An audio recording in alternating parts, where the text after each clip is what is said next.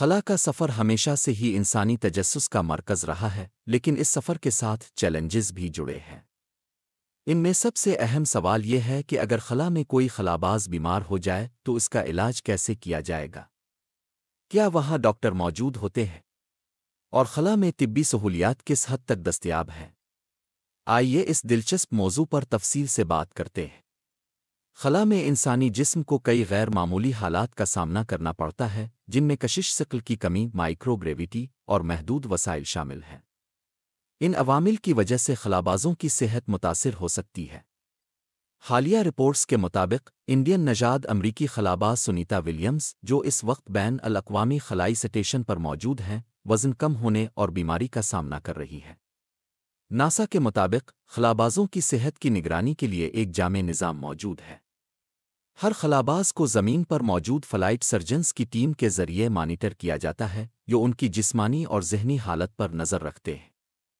تاہم اگر کوئی ہنگامی صورتحال پیش آ جائے تو خلا میں علاج کرنا ایک پیچیدہ عمل بن جاتا ہے۔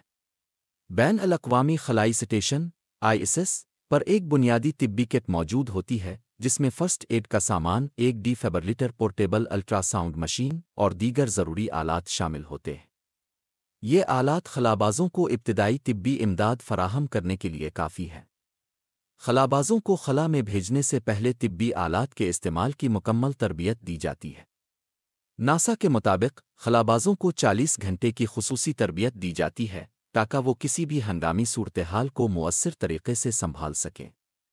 خلابازوں کی صحت کی نگرانی زمین پر موجود ماہرین کرتے ہیں۔ ناسا کی طبی ٹیم خلابازوں کے biometric data, ultrasound کے نتائج اور دیگر معلومات کا تجزیہ کرتی ہے۔ فلائٹ سرجنز خلابازوں کے ساتھ ہفتہ وار میٹنگز بھی کرتے ہیں تاکہ ان کی صحت کے مسائل پر بات چیت کی جا سکے۔ خلابازوں کو روزانہ ورزش کرنے کی ہدایت دی جاتی ہے تاکہ مائکرو گریویٹی کے اثرات کو کم کیا جا سکے۔ ورزش کے لیے خصوصی آلات جیسے ٹریڈ مل، سائیکل، ایرگومیٹر اور ARED پٹھوں کو مضبوط کرنے کا آلہ استعمال کیے جاتے ہیں۔ اگر خلا میں کسی خلاباز کو سرجری کی ضرورت پڑ جائے تو کیا ہوگا؟ اس سوال کا جواب ناسا نے روبوٹک سرجری کے ذریعے دیا ہے۔ ایک جدید سرجیکل روبوٹ اسپیس میرا نے حال ہی میں صفر کشش ثقل میں کامیاب سرجری کا مظاہرہ کیا ہے۔ یہ روبوٹ زمین سے کنٹرول کیا جا سکتا ہے اور خلا میں سرجیکل ایمرجنسیز کو مؤثر طریقے سے سنبھالنے کی صلاحیت رکھتا ہے۔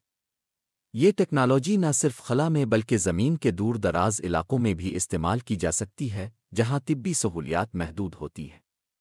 خلا میں کشش ثقل کی کمی انسانی جسم پر گہرے اثرات ڈالتی ہے۔ ہڈیاں اور پٹھے کمزور ہو جاتے ہیں کیونکہ ان پر زمین جیسا دباؤ نہیں ہوتا۔ ڈاکٹروں کے مطابق خلا میں 6 ماہ گزارنے کے بعد ہڈیوں کی کثافت 25-30% اور پٹھوں کی کثافت 50% تک کم ہو سکتی ہے۔ خلابازوں کو ان اثرات سے بچانے کے لیے نہ صرف ورزش کروائی جاتی ہے بلکہ زمین پر واپسی کے بعد انہیں سپلیمنٹس بھی دیے جاتے ہیں تاکہ ان کی ہڈیوں اور پٹھوں کو مضبوط کیا جا سکے۔ خلائی امراض کی ماہر ڈاکٹر ورشا جین کے مطابق خواتین خلابازوں کو خلا میں بیماری کا زیادہ خطرہ ہوتا ہے، جبکہ مرد خلاباز زمین پر واپس آنے کے بعد زیادہ مسائل کا شکار ہو سکتے ہیں۔ یہ تحقیق ناسا کے لیے اہم ثابت ہوئی ہے کیونکہ اس سے خواتین خلابازوں کی صحت کو بہتر بنانے کے لیے اقدامات کیے جا سکتے ہیں۔ خلا میں بیماری اور اس کا علاج ایک پیچیدہ مگر دلچسپ موضوع ہے۔ ناسا اور دیگر خلائی ادارے مسلسل تحقیق کر رہے ہیں تاکہ خلا میں رہنے والے انسانوں کو بہتر طبی سہولیات فراہم کی جا سکیں۔ روبوٹک سرجری اور جدید طبی آلات جیسے اقدامات خلا میں انسانی زندگی کو محفوظ بنانے کی جانب اہم قدم ہے۔